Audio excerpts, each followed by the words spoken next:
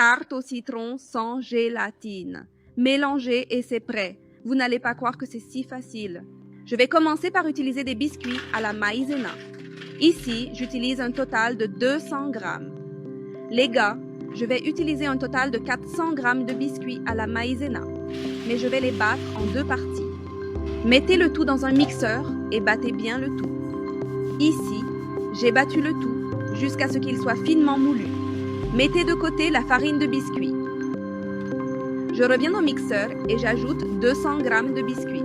Et je vais faire la même chose, battre le tout jusqu'à ce qu'il devienne de la farine. Dans un saladier, j'ajouterai toute cette farine. J'y ajouterai 3 cuillères à soupe de beurre fondu, 7 cuillères à soupe d'eau. Je mélange petit à petit jusqu'à ce que la pâte soit bien homogène. Si nécessaire, vous pouvez ajouter un peu plus d'eau pour faciliter le pétrissage. Vous pouvez rendre cette pâte très humide. Une fois que c'est fait, je prends un moule à fond amovible et j'y mets toute cette pâte. Bien presser la pâte pour qu'elle soit nivelée dans le moule. Faire la même chose sur le fond et les côtés pour obtenir une croûte croustillante. On ajoute et on presse soigneusement jusqu'à ce que tout soit rempli.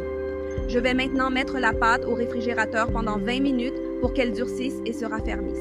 Pendant ce temps, je vais mettre 700 g de lait concentré dans le mixeur, 400 g de crème. Il ne reste plus qu'à couvrir le mixeur et à bien mélanger le tout.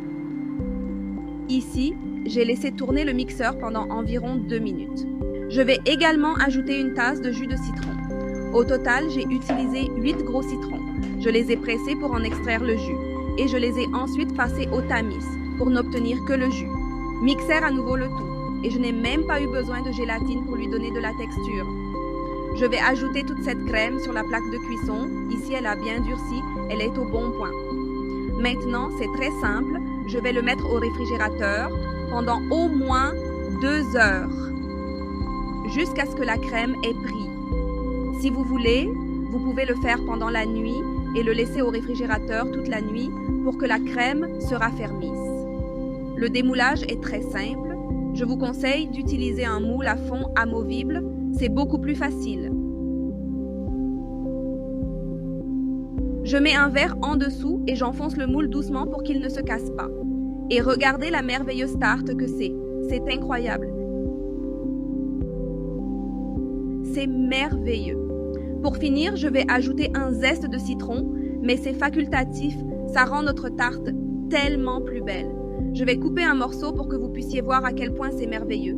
C'est vraiment très bon.